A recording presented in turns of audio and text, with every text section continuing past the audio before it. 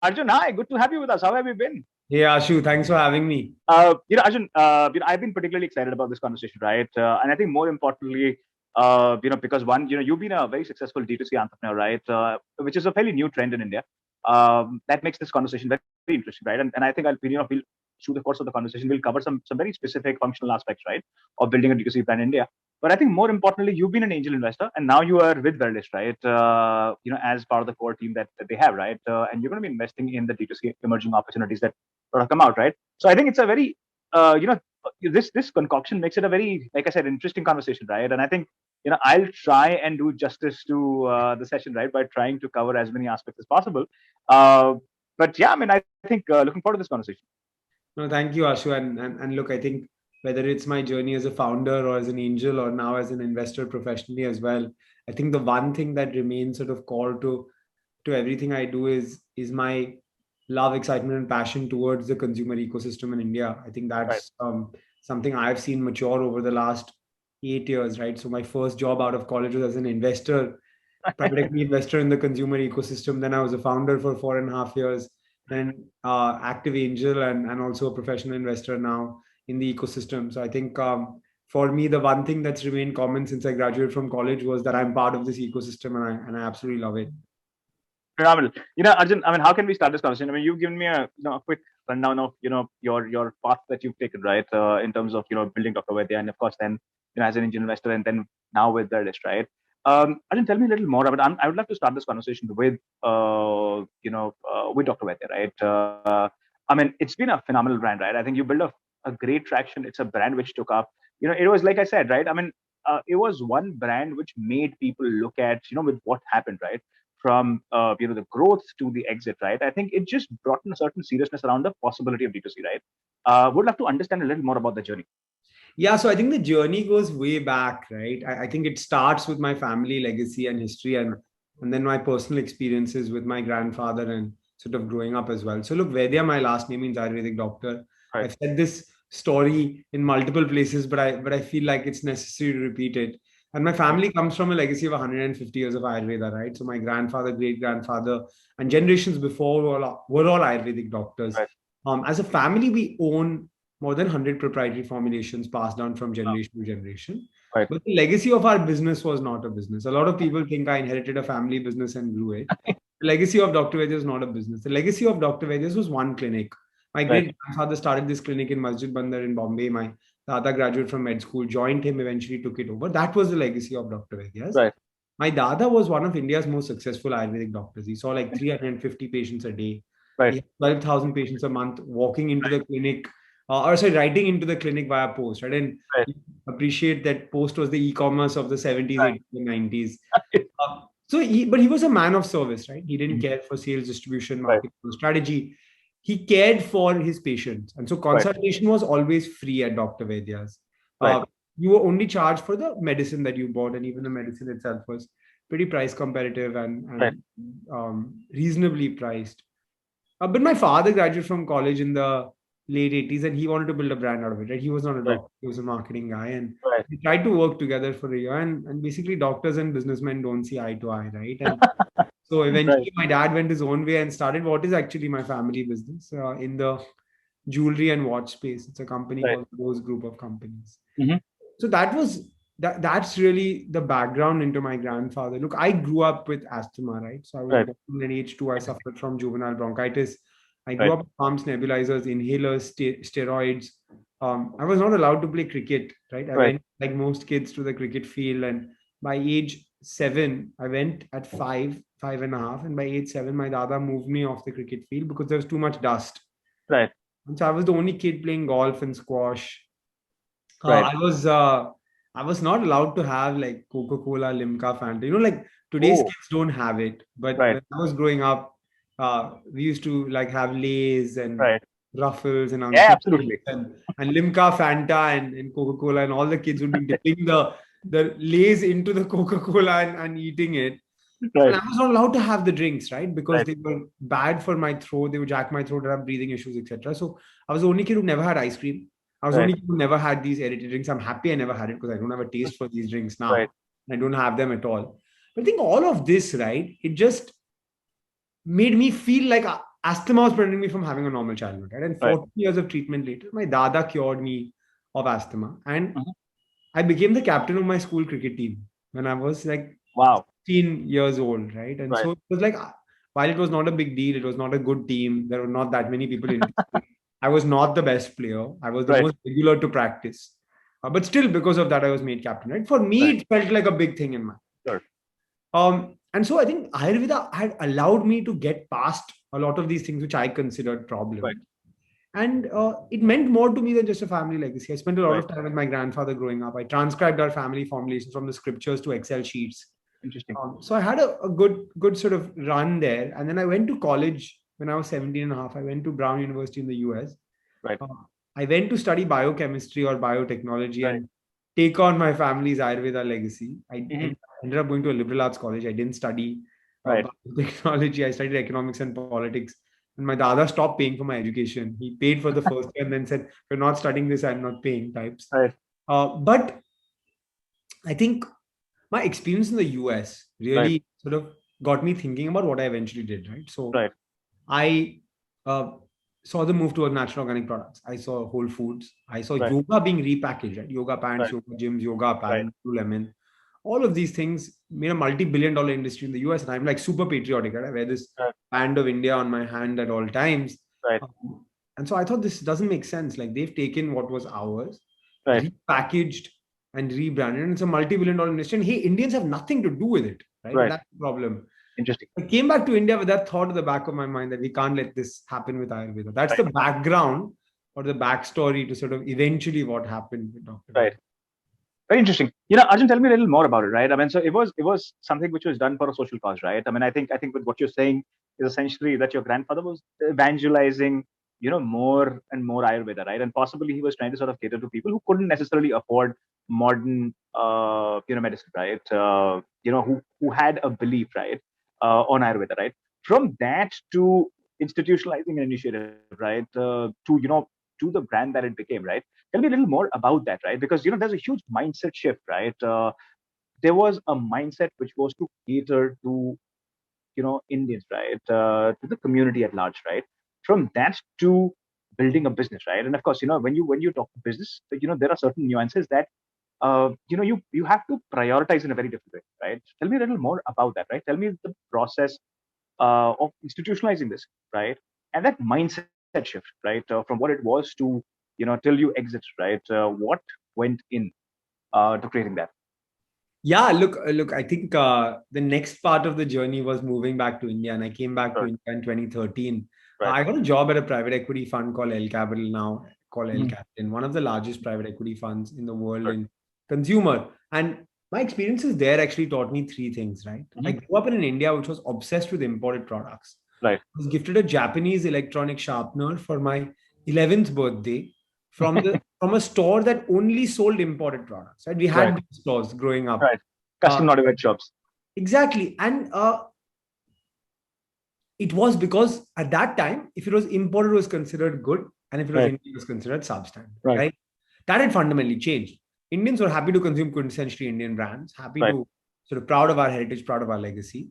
Fab India was one of our portfolio companies at L Capital, and that was a testament to this change in behavior. After that, I also saw a renaissance happening in Ayurveda, right? You talked about allopathy, and look, since India got independence and prior to that as well, because of the influence of the British, we started believing that Ayurveda is second fiddle to allopathy. And to be honest, that had also changed, right? When I came back to India, Ministry of Ayush was created, government change, Patanjali revolution was happening. HUL had relaunched Ayush. Colgate was launching herbal toothpaste. So there was this hundreds of thousands of customers like you, Ashu, who wanted to consume Ayurvedic products and wanted to know more, right? So this renaissance was happening in Ayurveda. And I got to work on what was new and exciting at the time, but nobody knew what was going to happen with it. And that is e-commerce, right? So I was the youngest member of the team. So he said, hey, like this thing called e-commerce is happening in India, have a look. And I remember my first week of work actually asking my boss, look, I think there is this company trying to sell clothes online. Do you think Indians will buy clothes online or do we need a physical trial? Right. And fast forward 7-8 years, that company is Myntra, and we know what happened with Myntra. Right. So I think I got to see e-commerce very early on. I got to see the Interesting. proliferation of e-commerce very early on. Right. And these three things actually, and from a macro perspective, plus my grandfather passing from a micro perspective, and a promise I'd made him that I'd do something with a legacy, made me quit my job and say, hey, I'm going to take on this legacy. I believe there is a gap between Ayurveda and Ashu. And I want to be that bridge between ancient Ayurveda, 150 years of my family legacy, 5,000 years of science, and modern consumers. Right. Quit my job, started a company, called it Dr. Vaidyas, named it after my dada, and said I want to be a new age Ayurvedic products business. That's the idea. Can I take my dada's formulations and products that he sold in his clinic and sort of repackage and rebrand to appeal to modern. Very interesting. And that was the beginning of the journey in October 2016 of Dr. Vaidyas. Right. I'll tell you a little bit more about the beginning as well, because I think it's relevant and how we pivoted to being an online only brand, right? So in late 2016, 2017, you're starting an FMCG business. Basically, you would go offline, right? And so I tried that, had a big launch at Taj Lands End. Very well received, press covered it. A lot of distributors came, 6 of them signed up with me. Had 22 sales reps in Bombay and hit the ground running and did 10 lakhs worth of primary sales. I didn't know what primary sales meant at that time. I thought it was 10 lakhs worth of sales. So I'm modeling as a private equity analyst, 10, 20, 50, 1 crore, 2 crores, 5 crores. And I was like, boss, I'm set. Like, it's going to be huge, right? And then 3 months later, I got 9 lakhs worth of this 10 lakhs of stock back because I started asking for payments. I was not getting payments. I started asking for payments. And I started asking for payments. I got 9 lakhs worth of this 10 lakhs back. And I realized that's primary sales. And the distributor has to sell to the retailer, who has to sell to the consumer. The consumer has to pay. Only then I get paid. None of the consumers wanted my products because I had no brand recall. Dabur, Emami, Patanjali, Baidyanath had been around for a very long time. I did not know offline. I didn't have money to spend. I didn't have money to do ATL campaigns. And so I took all this back. And the best thing to happen for us was this failure. Because that forced us to pivot online only before anybody was doing online only. And so my wife, who was my girlfriend at the time, she had worked at Goldman in the UK, and then she had worked at the early founding team at Nykaa. And she saw e-commerce happen in India. And she said, that's where you need to go. And so I convinced her to join me. So she agreed, and we got engaged. And then both sets of parents said, once you're engaged, you can come you guys can work together, because otherwise it doesn't make sense. So we got engaged and she joined the business, and the rest is history, I guess. Very interesting. Arjun, sorry, this might sound a little cliche, right? And I'm possibly you've answered this, tens of times, right? I'll still go on to ask you some of these questions, right? Because, I think it's very important, right? I mean, what I'm essentially trying to get to is the consumer mindset, how the consumer base is shifted, right? But I think before I ask you that question, right, I'll possibly have one more question, right? Which is, what were the early days of e-commerce, right? I mean, you started in a pre-COVID era, right? I mean, and when you talk of e-commerce, right, I think there's this huge trust deficit that Indians have, right? I mean, India is a very touch and feel market, right? I mean, we need to engage with the brand up close and personal. We need to see the physical signage. We need to have an assurance that this is a brand that exists in a physical capacity as well, right? I think I mean, that could largely be because we're still sort of picking up on education, right? I mean, it's something which we're still sort of building towards. And I think in an environment where you don't have necessarily education or a reference point, right, or a benchmark, you touch and feel becomes the next sort of a filler, right, or an important filler in the process, right? And you chose e-commerce, right? Of course, tell me a little more about the early days, right, when you were building this, because, like I said, experiential is important in the market. Yeah. Look, I think it's a really good question, and I think I'll sort of explain it through my journey as well. So look, November 2017, we launched drvaidyas.com. We started Dr. Vaidyas when we went offline with 2 products, HerboFit and Live It Up. HerboFit is the goodness of Chyawanprash in capsule form. Live It Up is a hangover shield. And one of my favorite products that I ever launched, because as a 24-and-a-half-year-old, I would stand outside bars and hand out this product, and going to parties had become a part of my job. But look, I think when we launched our website, we realized 2 products isn't going to cut it. So we launched 27. So we had 29 products when we launched our website. Now, I think early days of e-commerce, very different, right? So I tell founders who reach out to me today, the paradigm is totally different, right? In 2017, 2018, I was trying to convince customers to come online and buy Ayurveda. If they came on and bought Ayurveda, they bought me, right? Because there's pretty much nobody else who cared about it, really. Today, the ecosystem is customers are online, but they have 10 options. So you have Right. to stand out among those 10 options, right? So Right. when we were operating, November 2017, we started. We're doing like one order every 3 days. Like we would celebrate every order we got, right? And get really excited about that Right. and stuff. And with a small core team, my wife and I actually learned how to do e-commerce ourselves, right? Right. So Facebook marketing, Google marketing, website, Shopify, tech, operations, CRM, answering the Right. phone, dispatching orders, getting RTOs. What does COD mean? Right. What does NDR mean? All of these things, like because it was so early on, we did it ourselves, right? We didn't have Right. so many plug and play solutions available. I think Right. that's the best experience that we had Very because interesting. we used to pick up the customer phone ourselves. So as we grew, we never lost touch with the customer because we knew what the customer wanted, right? Right. And so I mean, like every Sunday, either Trisha or me would do customer service from morning to night. Right. Every Sunday, answer every phone, right? And Right. what we learned is fundamental nuanced differences between the way we behave Mhm. and the way our customers behave. Right. And the biggest learning was do not take decisions based on what you feel, take decisions based on what the customer feels, right? And so Totally. if I don't call up a brand and I'm comfortable transacting online without that trust to call the brand, a lot of D2C brands don't have a calling strategy. Right. My customers wanted to call. Right. And that's a very India feature. so I was happy to have them call. Right. Right. My highest ROI channel for attention was calls. Right. It's counterintuitive to urban consumers. Right. Because we don't call. When the bank or the insurance guy is calling us, we get annoyed. That's Right. not everybody in India. Mhm. My customers wanted to see my ads in Hindi and English. It's Right. not the first port of call for me to run ads in Hindi. Right. If that's what my customer wanted, that's what I went ahead and did. Right. If my customer was on TikTok, I advertised on TikTok. At some Right. point, 40% of my ad budget was on TikTok, right? Right. And so really the first year was about understanding the customer and Interesting. scaling from one order every 3 days to 50 Right. orders a day. Right. Today, in November 2018, 50 orders a day was like phenomenal, right? Right. Single branded e-commerce Ayurveda stuff, phenomenal, right? Today, 50 Right. orders seems like nothing. But for us, that was really establishment of product market fit. 50 Very orders a interesting. day, customer acquisition cost that made sense was wow, big. Right. And from there, we smelled, hey, look, now this can be a really scalable business. Right. Very interesting. Arjun, around the time you were building Dr. Vaidya's, right? There was another thing which was very significant to Sammy. And you kind of alluded to it, right? You mentioned about it, right? Which was, coming off Ayush Ministry, right? And then, of course, Patanjali was kind of taking over, right? And Patanjali kind of took that market by storm, right? I mean, who could have thought that this is something which would go on to become so large, right? I mean, the distribution to manufacturing to, wholesalers, I mean, the works, right? All of that came in at a very different speed, right? What did that do to you as a founder, right? Because like I said, right, I mean, India is a market, which is a very touch and feel market. And healthcare is something which requires that assurance and reassurance, right? And here, Patanjali was literally every 2 kilometers, 3 kilometers, right? They were coming up these stores, right? Where people can actually go in and there is a consulting doctor, right, which is sitting and you can then buy Ayurveda products, right? What did that do to you, right, as a founder?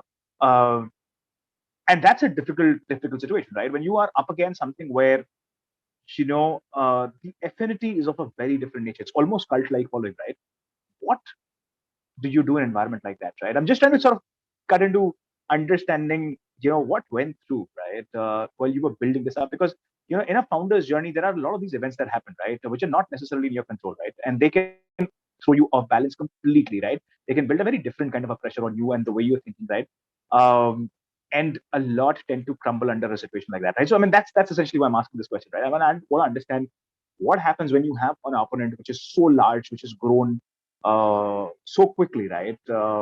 And is right there in media across all the channels, right? I mean, you can't avoid a player like that, right? What did that do to you? Look, I think we were very mindful of what is competition and what is aspiration. Sure. People have asked me,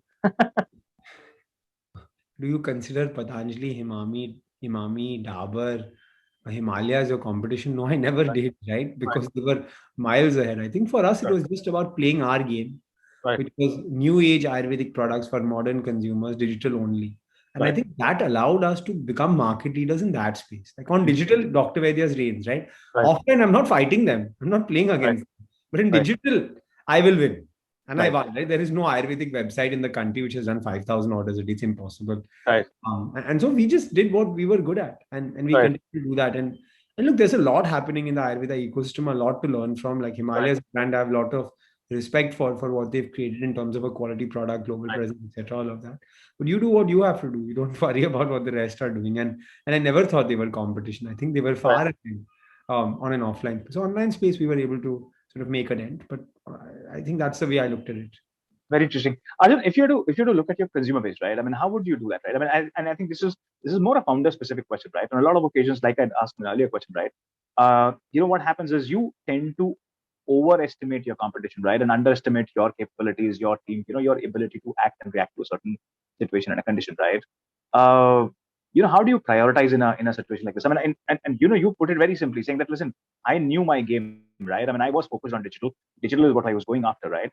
Uh, but how do you sort of ensure that you create that trust when it comes to the consumer, right? And like I said, it's healthcare, it's medication, right? How do you build that trust? How do you build that relationship? How do you ensure that there is consistency, repeat, that continues to happen, right? I mean, one thing that you essentially sort of highlighted, I really like that point, right, is that I was available on phone, right? My team was available on phone, right? Anything that they wanted, they could just pick up the phone and call, right? Which is a very India tendency, right? We want to speak, right? We're not a very system driven people. I mean, the newer generation is, of course, more system savvy, right? But I think when you're talking about people within, say, the 30s and upwards, right, are essentially people who want to pick up the phone, right? And tier 2, tier 3 has a tendency to, they would want to talk, right? So tell me a little more about how do you prioritize a customer, right? In for yourself, right? Understanding your strengths, how important is that in a journey for a founder? Yeah, look, I think for us it was always customer first, right? Like our seventh philosophy of our 7 philosophies at Dr. Vaidya's, the most important one was customer is our reason for being. Right. 82% of Dr. Vaidya's customers came from outside the top 10 cities, right? Interesting. It was really a Bharat brand. I remember a VC once telling me, I don't like your packaging, so I won't invest in this company. Right. I said, okay, the packaging is not for me and you. It's not minimalistic. It's not going to be cool. It's not going to be Japanese aesthetic. It's not. Right. Because my customer doesn't want that. And so I think from that perspective, very mindful of what's the customer's need. Right. What does the customer want? Where does the customer want to be contacted? Right. And that's where we went, right? So if the customer was on TikTok, we advertised on TikTok and wholeheartedly advertised on TikTok, right? Right. I would say Dr. Vaidya's was top 10 spenders on TikTok in India. So I think building for your customer and not for yourself is the real insight. Very interesting. Arjun, there's a constant debate, right? Especially when you're in a D2C environment, right? One thesis is that you essentially cater something which not necessarily outside of the existing product profile, right? So what that essentially means is that re-engineer, reprocess, repackage, right? Within an existing domain, right? And I was talking to a founder recently, right? And you would know that founder, right? Anish, right? And we were talking about tags as an example, right? And he said that, listen, I am not recreating the category. I mean, there is a category that exists.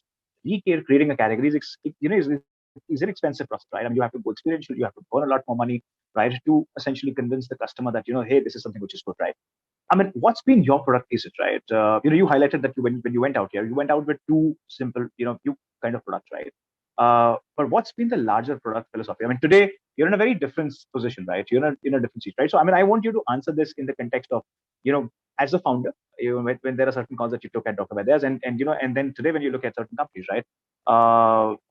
I mean, how do you see this particular bit, right? Which is around ensuring there's a sharp product market fit, right? Which could immediately be scaled then with injection of capital, because D2C is an expensive business, right? There is a lot more that you have to sort of create in the process, right?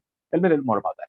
Yeah, so I think product market fit for us was critical. So I think it started with brand positioning, right? Sure. And brand positioning was very clear. We made a competitive landscape and we said, where do we stand?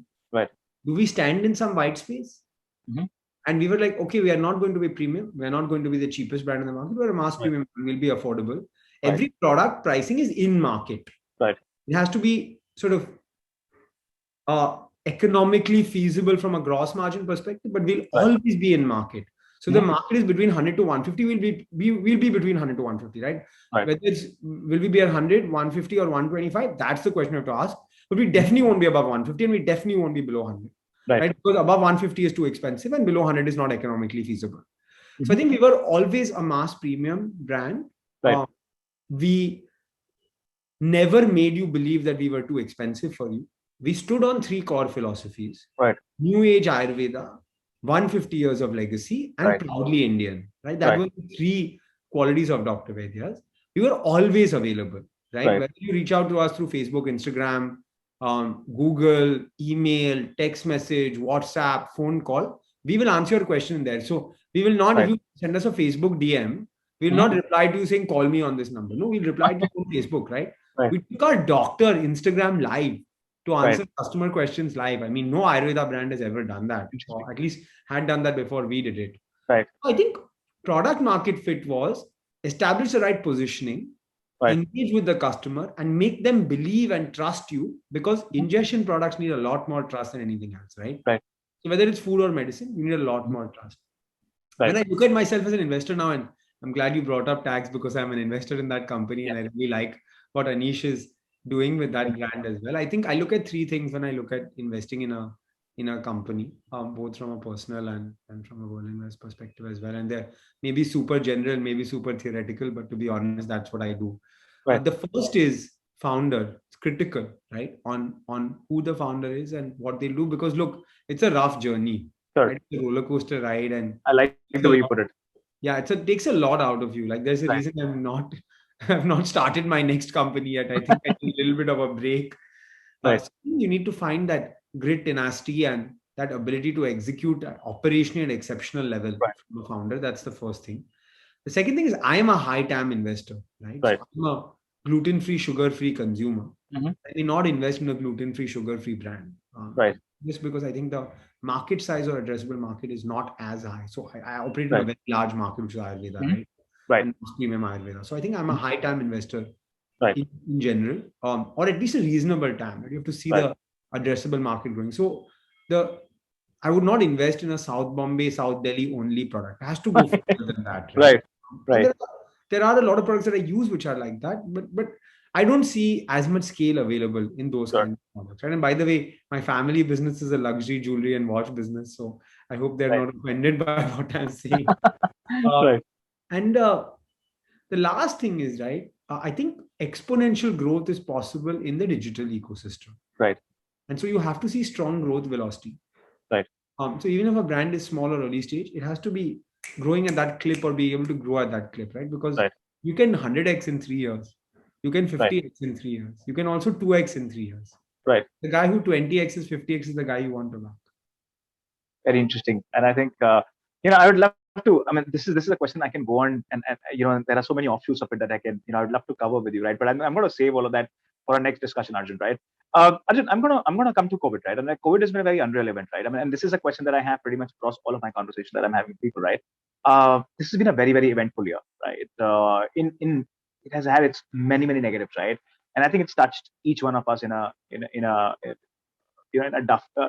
difficult way, right? But what's also done is that it's just basically changed us as a country, right? And not just say urban markets, but I think across the board, right? I think our ability to consume, for example, content, right? The way we're getting influenced, right? The way we are kind of now engaging with technology, right? I mean, it's literally become a part of us, right? It's given us a very kind of different kind of exposure, right?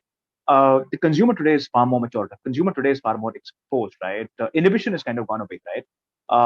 Arbitrage that existed between markets is kind of now gone away, right? So, say a Bhopal, Indore, or a Kanpur, right, is essentially thinking the way, say, a Delhi or a Bombay is going to think, right? And I think we've become one large homogeneous market. And we've seen a huge influx of funds as well, right, which are kind of coming in and supporting this market, right? But it's also brought in certain consumer side complexities, right? We'll not see products which have a very long life cycle, right? We're going to see much shorter life cycle, right? How do you see this? I mean, you've been on both the sides, right? Like I said, you've been a founder, and now today you invest, right? How do you visualize this current situation?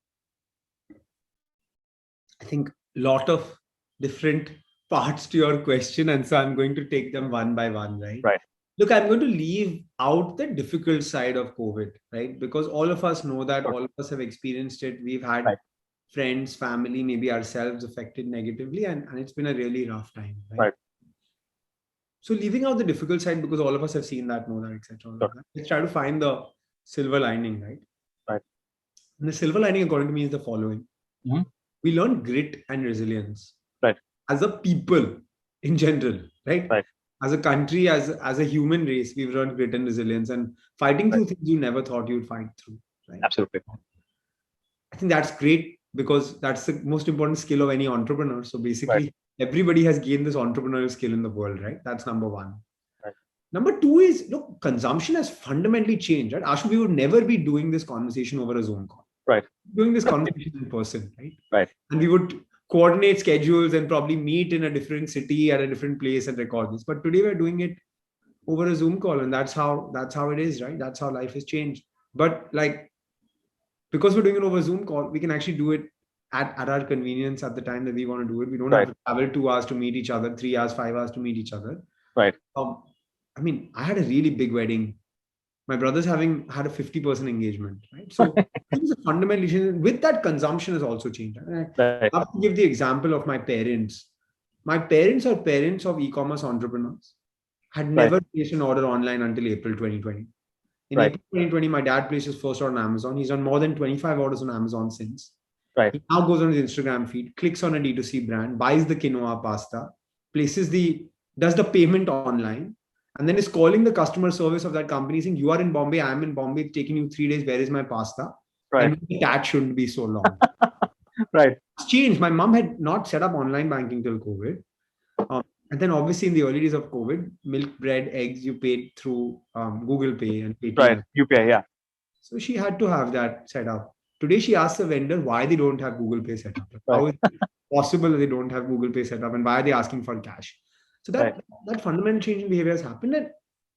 And there are hundreds of thousands of customers who had never shopped online who've come online. And so if online went from 1 to 5 over COVID, when things open up, it'll come down to 3.5 or 3 or 4. But that set of customers who had never consumed online is now consuming online. That's the opportunity we have at hand. And it's an amazing time and an opportunity to be a digital founder, a digital first founder. So super exciting. Very interesting. Arjun, this is a more investor side conversation. I mean, more investor side question, right? That I have for you here. You're basically, your KPIs used to be very different, right? In a pre-COVID environment, because we were in a fragmented economy, right? There was, like you said, right? There was some work which was happening on Facebook. There was some work which was happening on Instagram. There was, there was a huge set of customers which were still sort of transacting offline and so on and so forth, right? And I think COVID kind of brought all of this together, right? Today, the matrices for a D2C brand are very, very different, right? The unit economics expectation is very different, right? How do you sort of see that today, right? I mean, which are, say, some of those priority matrices that you're going to have, right? Which you possibly is a shift from the earlier phase, right? How would you look at, for example, customer acquisition cost, right? Tell me a little more about that. Yeah, good question. I think. Look, TAM is larger, right? Because number of consumers are higher, but competition is much more fierce than it's ever been, and so you're up against a lot of brands. Also, I think it's been a little bit challenging for brands over the last 6 months, just with what's happened with Facebook, with the iOS update, etc. All of that. So CPMs are on the higher side because competition is higher and more advertisers on the ecosystem. But I think that winner brands still win. Right. That's the key, right? Like, as long as you have the right brand recall and your brand resonates with customers. See, the power of D2C is that you own the customer data and you can convince the customer to come back again and again and again for the same product or other products. Right. So as long as you build that brand trust from the first conversation, Lenskart is the perfect example. I love to give this one. They may have spent 5,000 rupees to acquire me 3 years ago, 21 months ago, 2 years ago. Right. But I've spent 65,000 rupees on Lenskart since then. Right. Doesn't matter what they acquire me with, right? And that's what's happened now. The behavior has fundamentally changed to say, I will buy and I will consistently buy on a weekly, monthly, daily basis from a digital medium. Right. So the brand can really build a really high lifetime value from the customer. And so even though the CAC may seem high on the first transaction, the EV CAC always makes sense as long as you create a great experience. Right. And that's the power we have today, which we didn't have earlier. Very interesting. But Arjun, do you see that shift? I mean, for example, I understand where you're coming from, right? I mean, you're talking about the customer engagement and so forth, right? But from a matrixes level, how are you going to, how do you view that, right? So if you were to dissect a certain business, right? I understand TAM. I think TAM is something which is very consistent across, I think, each conversation. I think TAM has become more visible now, right? Something which necessarily wasn't really the case, right? Your ability to influence, for example, is important, right? So when you cut into a brand, right? What are some of those things that you're going to look at? Are you going to look at, what kind of a repeat, for example, in a pre-COVID environment was justified, right? In a post-COVID environment, for example, what will that, for example, be for a, D2C, that, right? I mean, or a range that you think is now a must, right? That brand should strive, right? That should become a benchmark for, I think, each entrepreneur who's in the D2C space, right? What are some of those pointers is what I would want to understand in a post-COVID environment, right? Because, I mean, one thing is that, if you've established a relationship, right? If the customer has experienced you, say twice, right? That essentially mean that the, the, the affinity and the proximity with that brand is very different, right? And the possibility and consistency of conversation, consumption is over a period of time is going to be very different, like you highlighted, right? In the Lenskart example. Tell me a little more about that, right? How the benchmark shifted in terms of, say, purchases and other things, right? From a pre-COVID to a post-COVID environment. Look, I think I won't comment on CAC as much as I'll comment on unit economics, right? Because every business has a different MRP, AOV, price point. I leave that to you. Market dynamics, etc. All of that. But I think fundamentally, it's a very basic answer to what may seem like a complex or specific question. And that is that you have an average order value, you have a gross margin in your business, you then have a customer acquisition cost and an operational cost for logistics, for packaging, and for payment gateway charges, and then eventually into your contribution margin. Every D2C founder needs to keep this unit economic sheet open at all times. Hey, this is my AOV, this is my gross margin, this is my logistics, packaging, and payment gateway cost, which is standard. And so my lever is really customer acquisition cost. And what is the right customer acquisition cost for me to break even or make a little bit of money or lose whatever I want to lose, what I think is part of my business plan on a contribution margin basis? That is what we need to keep looking at, right? And I think CAC is the basis of how you think about your business, because the only lever you have. You can't move average order value as much, right? You can't move it from X to 2X. You can't move gross margin from X to 2X. You can only marginally move these. You can't move your operations cost from X to half X, right? It's not possible. So CAC is really the large lever you have as a business, and it has to flow into this sheet, into this structure, right? Because a business with a 10,000 rupee AOV will have a very different CAC from a business with a 1,000 rupee AOV. Even though the gross margin may be different, it still fundamentally will be different. Very interesting. Arjun, and this is again an observation, right? I mean, I've had the opportunity of speaking with many founders, right? I think one thing which is kind of now becoming clear, right, is that given that a very significant part of the consumer, the digital consumers, are kind of essentially now plugged into one or the other ecosystem, right? And that could be Facebook, Instagram, LinkedIn, so on and so forth, right? What is also happening is that the exposure, like I said, is very different, right? I mean, the average time spent is now gone up, right? The way they're engaging is very different, right? The way, for example, brands are creating content, the overall influence landscape has become just so much more complicated, right? Arbitrage between cities is kind of reduced, right? Kids are consuming a lot of international content, right? The aspiration is kind of changing. How difficult is this going to be going forward for many brands that they created, right? My personal thesis and is that the lifetime of a product is going to be very different, right? In certain environments, where it was like 3 years, 4 years, 5 years, right? It's going to literally sort of shift to 14, 15 months, 16 months, right? That essentially means that there's going to be an added pressure on founders and D2C brands to create more and more products, right? Which are going to be various variations, right? And that essentially means, and like you said, right, I mean, you can't really cut down on the operating cost, but here my concern is that it might just throw you completely off balance when it comes to managing costs, right? Because we are a diverse country, we're a complex country, right? Our requirements are very different, our influence is very different, right? That could just put us in a very complicated situation, right? So while of course we are raving about the possibility of D2C, it could be a very difficult environment to sort of deal in, right? How do you solve for a problem like that? And I mean, I would want you to, given that you're looking at many companies today, right? I would want to understand, how are you looking at this complexity, which is now kind of emerging from the post-COVID setting, right? Affinity, which say I would have had with Dr. Vaidyas at a certain point of time, is now kind of reducing, in the sense that there is just so much more noise, right? There are 5 other brands that have come in the space, right? What's your thought about that, right? I mean, it's a complex environment that we are now going to be dealing in. I mean, I understand the cost side that you highlighted, right? But this is a complicated, set of problems that a founder will have to deal with, right? What's your sense of that? What do you make out of this? I think, look, consumer attention is fickle. with a lot of clutter in the market and a lot of options available. Right. Platforms want to see more products, consumers want to see more products.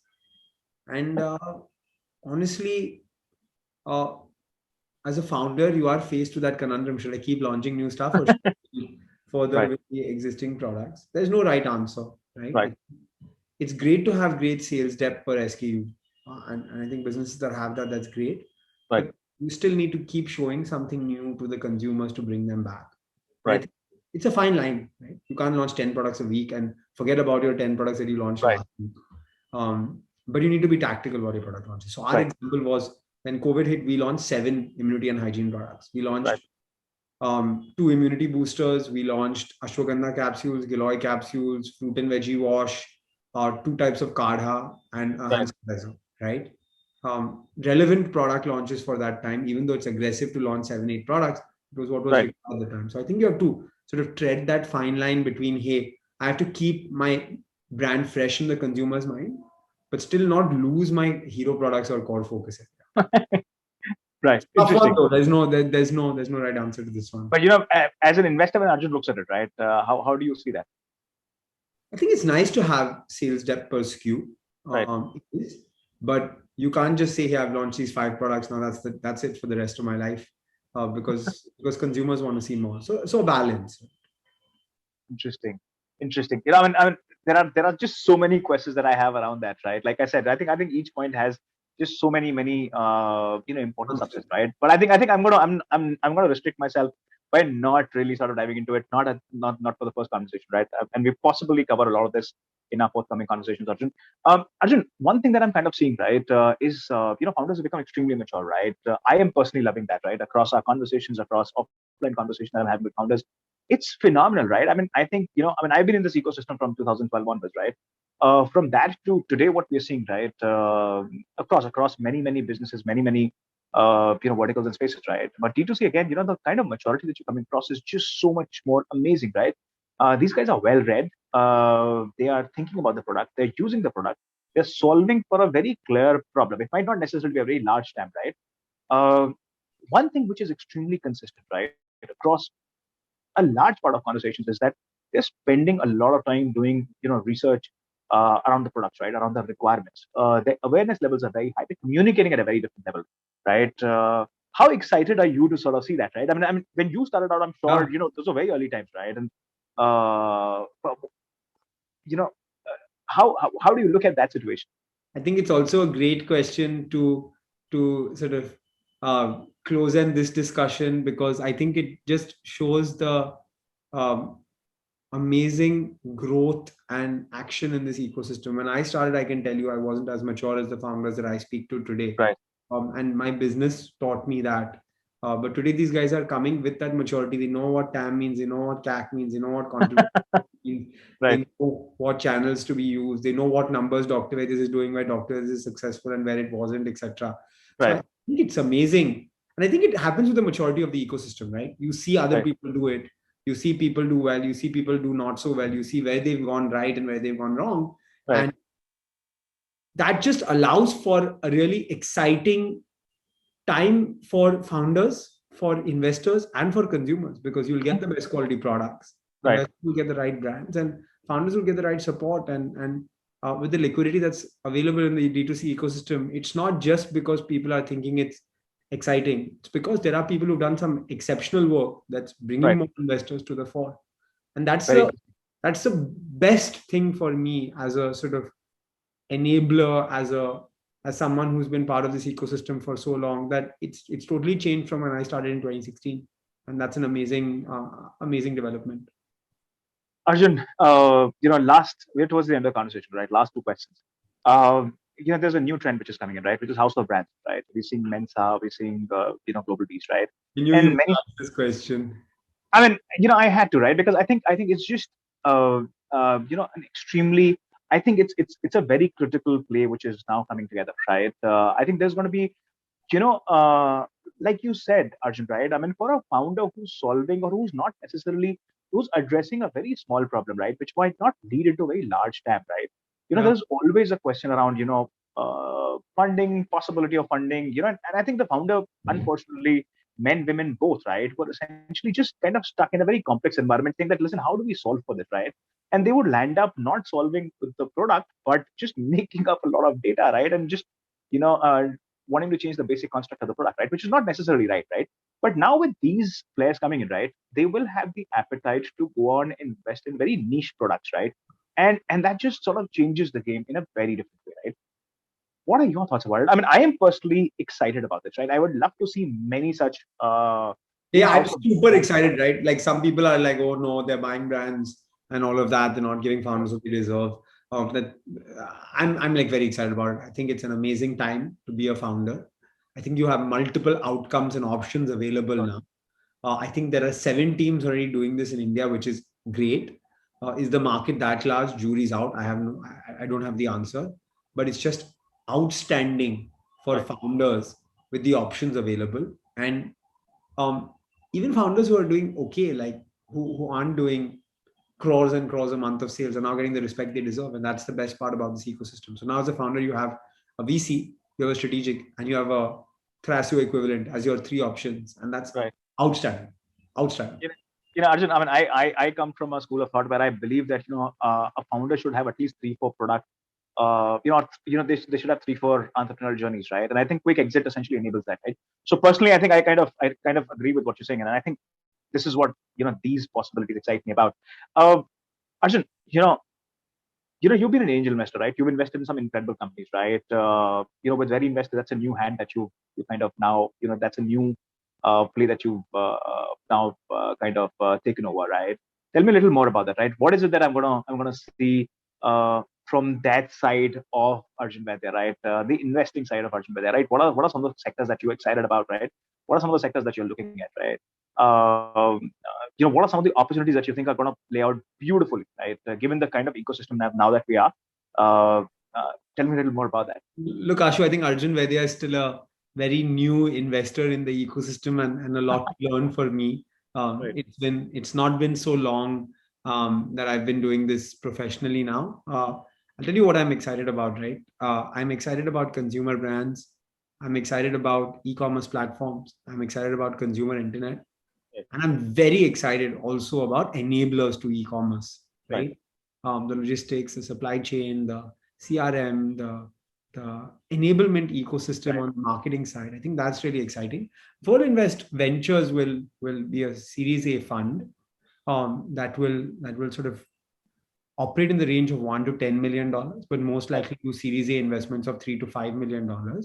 And that allows Volinvest, which has been sort of probably one of the best performing private equity funds in the world in consumer brands, to play early in the game. They started as a venture capital fund like Right. 20 plus years ago, but their AUM grew and their performance was pretty good. So they weren't able to do the small ticket size. And with this strategy, that is, by the way, founder led, right? That's what I liked about the strategy a lot. I think it's really exciting times for the ecosystem, and I think if us at Volinvest can sort of add some value back and back the right founders, it will be amazing. Early on in my journey, though, I hope to back some amazing companies and add value personally and from the fund.